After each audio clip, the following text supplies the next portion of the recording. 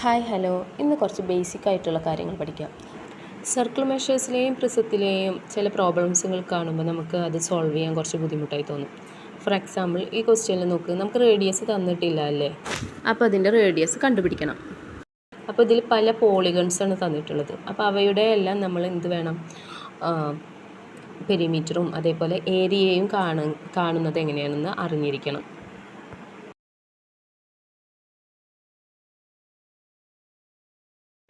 പ്രിസത്തിൻ്റെ ചാപ്റ്ററിലായാലും ഇതെല്ലാം എന്തായാലും അറിഞ്ഞിരിക്കണം. അപ്പോൾ ആദ്യം തന്നെ പൈത്തഗോറസ് സിദ്ധാന്തം. ഈ തിയറത്തിൽ എന്താ പറയണമെന്ന് വെച്ചാൽ, hypotenuse square is equal to base square plus height square എന്നാണ്. അതായത് ഇതിപ്പോൾ എ ബി സി എന്നെടുത്തു കഴിഞ്ഞാൽ B C square equal to A B square plus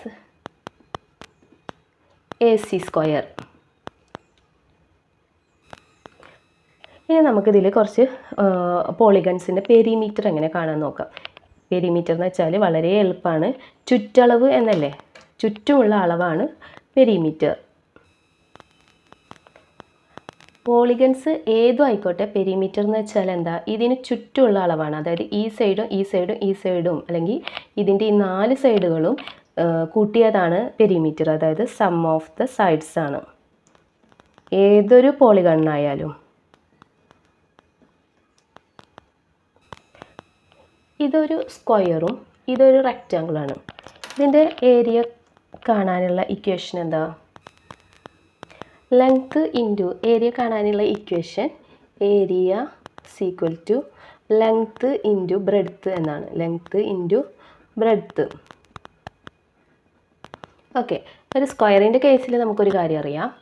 ഈ ഒരു സൈഡ് എ ആണെങ്കിൽ ഈ സൈഡും എ ആയിരിക്കും, ഈ സൈഡും എ ആയിരിക്കും, ഈ സൈഡ് എ ആയിരിക്കും. അപ്പോൾ length A into breadth A എന്ന് പറഞ്ഞു കഴിഞ്ഞാൽ എന്താ അർത്ഥം?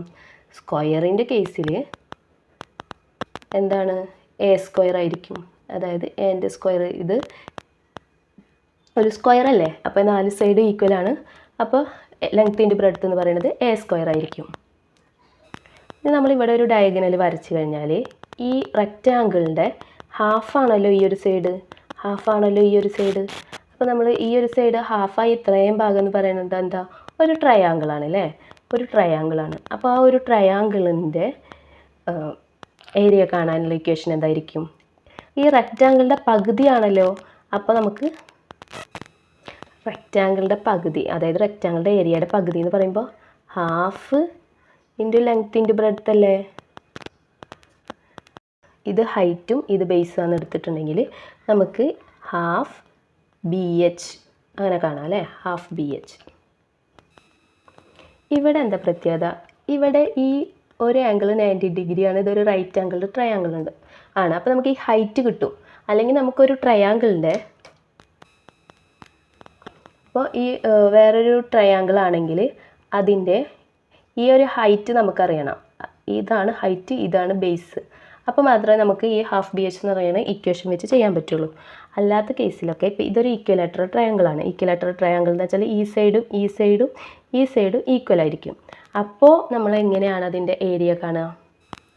ഒരു ഇക്വലാറ്ററൽ ട്രയാങ്കിളിൻ്റെ ഏരിയ കാണാൻ നമുക്കുള്ള ഒരു ഫോർമുല ഉണ്ട്. അതെന്താ? √3/4 എ സ്ക്വയർ, √3/4 എ സ്ക്വയർ. ഇതൊരു റെഗുലർ ഹെക്സഗണാണ്. റെഗുലർ ഹെക്സഗൺ എന്ന് വെച്ചാൽ എന്താ? എല്ലാ സൈഡും ഈക്വൽ ആയിരിക്കും. ഈ സൈഡും ഈ സൈഡും ഈ സൈഡൊക്കെ ഈക്വൽ ആണെങ്കിൽ നമുക്കിതിൽ നിന്നും 6 ഈക്വൽ ട്രയാങ്കിൾസ് കിട്ടും.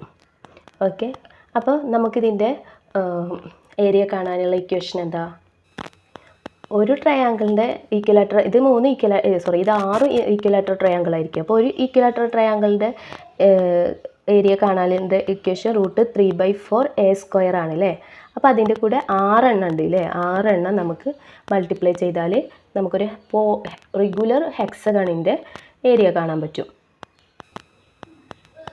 ഇനി 5 സൈഡ്സ് ഉള്ളതാണ്. 5 സൈഡ്സ് എന്ന് പറഞ്ഞാൽ പെൻറ്റഗൺ. ഇതെന്തായിരുന്നു? ഇത് ഹെക്സഗൺ ആണ്. ഇതോ റെഗുലർ ഹെക്സഗൺ ആണ്, ഇതോ റെഗുലർ പെൻറ്റഗൺ ആണ് അല്ലേ. അപ്പോൾ ഇതിൻ്റെ പ്രത്യേകത എന്താ? ഇതിൻ്റെ ഈ ഓരോ സൈഡും ഈക്വൽ ആണെങ്കിൽ ഇതിൽ എത്ര ട്രയാങ്കിൾസ് കിട്ടും? 5 ട്രയാങ്കിൾസ് കിട്ടും. അപ്പോൾ 5 × √3/4a². ഇനി ഇവിടെ ഒന്ന് വെട്ടിയിട്ടൊക്കെ നമുക്ക് ചെയ്യുമ്പോൾ, ഇതിനെ വെട്ടിക്കളഞ്ഞിട്ട് ഒന്നുകൂടിയും ചെയ്യുമ്പോൾ നമുക്ക് അതിൻ്റെ ഒരു ചെറിയൊരു ആൻസർ കിട്ടും കേട്ടോ. 3√3/2a². ഇനി സൈഡ്സൊക്കെ ഡിഫറെൻ്റ് ആയിട്ടുള്ള ഒരു ട്രയാങ്കിളിനാണെങ്കിൽ, അതായത് ഇപ്പോൾ ഇത് എയും ഇത് ബിയും ഇത് സിയും ആണെങ്കിൽ അതിൻ്റെ ഏരിയ കാണാനുള്ള ഇക്വേഷൻ എന്ന് പറയുന്നത് എന്താ?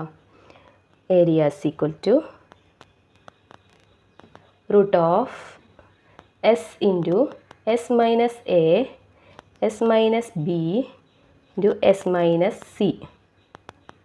ഇങ്ങനെയാണ് കാണുക. ഇനി ഇതിൽ നമുക്ക് ഈ എസിൻ്റെ വാല്യൂ എങ്ങനെ കണ്ടുപിടിക്കുക? s എന്ന് പറയുന്നത് ഈ 3 സൈഡും കൂട്ടുക, a + b + c, എന്നിട്ട് അതിനെ 2 കൊണ്ട് ഡിവൈഡ് ചെയ്യാം. ഓക്കെ. അല്ലെങ്കിൽ എന്താ, ഈ 3 സൈഡും കൂട്ടിയതെന്ന് വെച്ചാൽ എന്താ അർത്ഥം? പെരിമീറ്റർ ആണ് അല്ലേ. 3 സൈഡും കൂട്ടുക എന്ന് വെച്ചാൽ എന്താ അർത്ഥം? സം ഓഫ് ദ സൈഡ്സ് എന്ന് വെച്ചാൽ പെരിമീറ്റർ, അതിൻ്റെ ഹാഫ്, അതിൻ്റെ പകുതി. ഇവിടെ പെരിമീറ്ററിൻ്റെ കേസിൽ ചില കാര്യങ്ങൾ കൂടി നമുക്ക് നോക്കാം. പെരിമീറ്ററിൽ ഇപ്പോൾ ഞാൻ പറഞ്ഞു 3 സൈഡ്സിൻ്റെ സമ്മാണെന്ന് പറഞ്ഞു അല്ലേ. അപ്പോൾ നമുക്ക് സ്ക്വയറിൻ്റെ കേസിൽ 4 സൈഡ് എന്ന് പറയുന്നത് എന്താ? എല്ലാ സൈഡും ഈക്വൽ ആയിരിക്കും അല്ലേ. അപ്പോൾ ഈ a എന്ന് വെച്ചാൽ എന്താ അർത്ഥം? 4 ടൈംസ് ആഡ് ചെയ്യാൻ വരിക എന്ന് വെച്ചാൽ എന്താ അർത്ഥം? 4a അല്ലേ, 4a അല്ലേ. അപ്പോൾ പെരിമീറ്റർ ഓഫ് എ സ്ക്വയർ എന്ന് പറയുന്നത് എന്താ? സ്ക്വയർ എന്ന് വെച്ചാൽ 4a എന്നാണ് മീനിങ്, അല്ല 4a എന്നാണ്.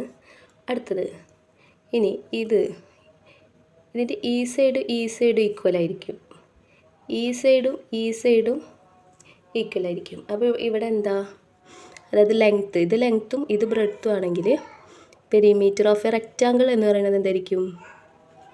Perimeter of A rectangle 2 × length + breadth. അപ്പോൾ ഇത്രയും കാര്യങ്ങളും നന്നായിട്ട് മനസ്സിൽ പഠിക്കുക.